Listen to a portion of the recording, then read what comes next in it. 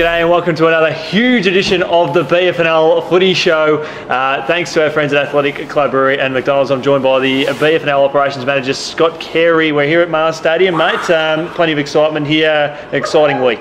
Certainly is, mate. Massive week, the best week of the year for the Ballarat Football Netball League, and really looking forward to it. How's the preparations gone for this week, mate? I mean, we had a big night on Monday night with the Henderson Medal. We saw some champions crowned, so it's a very exciting time. Yeah, it certainly is. It went well down at Tabcourt Park Monday night, and a couple of deserving winners across the senior football and netball awards, which was fantastic, and I think everyone enjoyed their night. And it's just another part of the week that rolls into the grand final. So good week. Love to see the coaches get interviewed during the night as well. Just adds to the feeling of the occasion. And speaking of the feeling of the occasion, we'll wind the clock back to last week, and Bacchus Marsh advancing through to the big dance against Lake Windaree. Yeah, great bounce back by the Cobras last week after a pretty demoralising loss against Darley the week before by 100 points to turn that around after having a few injuries out of that game, bringing a few new soldiers, come up against Lake Windaree, who had a good win against Redan as well in their semi-final, put on a superb effort at the Eastern Oval there and got the win, and back to another grand final, their second in a row. And it's fascinating that we've got the last two premiers going head to head in this one, and I guess the battle of the two eastern sides as well. I know that they'll be looking to claim who is the better side in the region, and we get to see it on display this weekend. Yeah, massive bragging rights for the winner this weekend.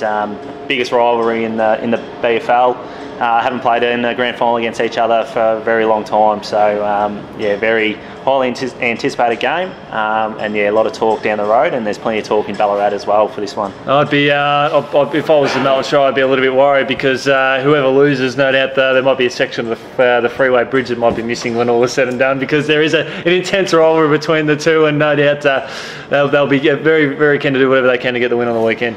Yeah, I'm sure they are. We might even have to section off the supporters here at Mars Stadium and put them on either side of the ground, but we won't have to do that. That'll be fine. We've got them on standby though, the security. Yeah. It's going to add to the day having both those supporter groups come up, and the atmosphere is fantastic here at Mars Stadium. We had a great day here for the juniors on Sunday for their grand final day, and the noise just echoes around the entire stadium, so it's going to be a loud atmosphere, and it's going to put a bit of pressure on both sides to start well. Now, we've heard a bit from the coaches over the in grand final week.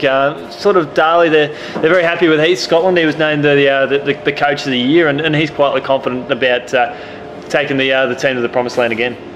Yeah, very well led Darley by Heath this year. He puts a lot of time and effort into preparing his side and himself as well. He's a key component to their hopes on Saturday as well. He's been fantastic. Polled well on Monday night in the Henderson Medal as well. So he's done a great job to get them back after probably what they would say is a disappointing 2016 season, coming off a premiership and then not doing too much damage last year. So they're back where they feel they belong and going to give it a red hot go. And I guess with Darley, it all starts with the top, and as you mentioned, Heath is very professional the way he goes about things. It's probably as good as any other player in the comp, the way he goes about it, and that's an important leadership perspective for all the players at his team.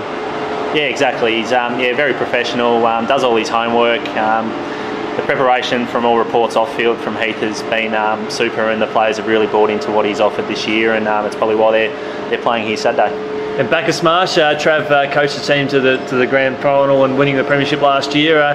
They've certainly had to come a long way back over the last couple of years, not having been starved of success and not playing finals for quite some time. The turnaround they've had as a club has just been amazing in such a short period of time.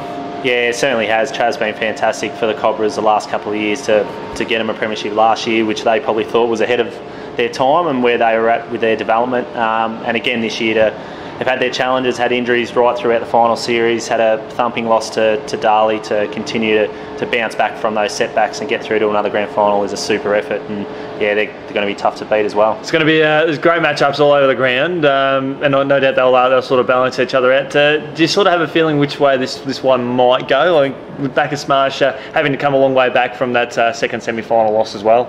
Yeah, it might come into it a little bit, but I don't think that really plays a big part in country football games.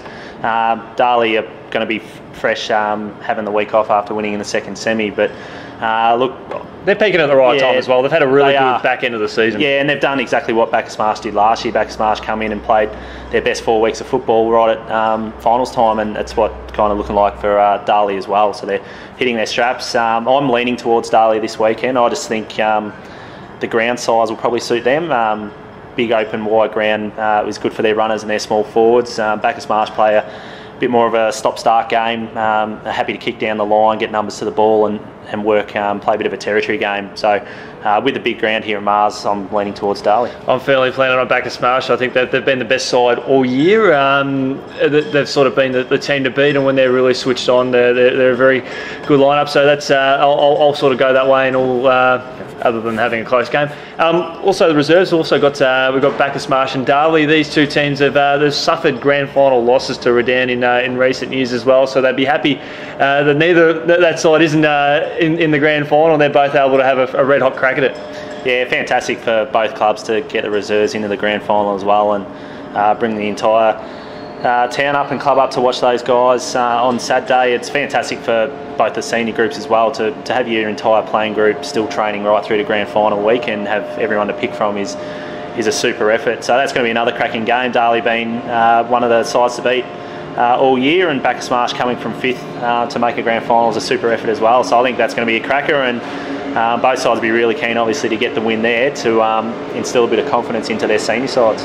We're going to look out for Trav Stevenson, who just recently played his 400th game. He's going to walk away with the best on ground medal. I can just feel it. He's an absolute jet, and look forward to seeing how he steps up. And then we start the day with the under 8.5s comp, and I think it's East Point and Redan. East Point they're going for 3 flags in a row.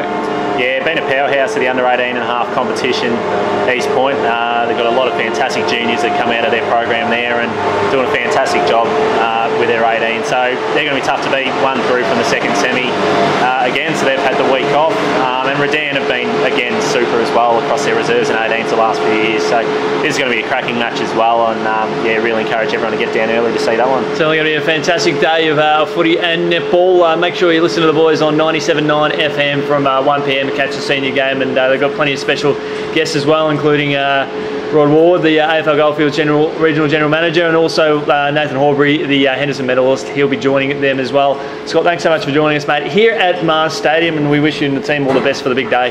Thanks, Andy.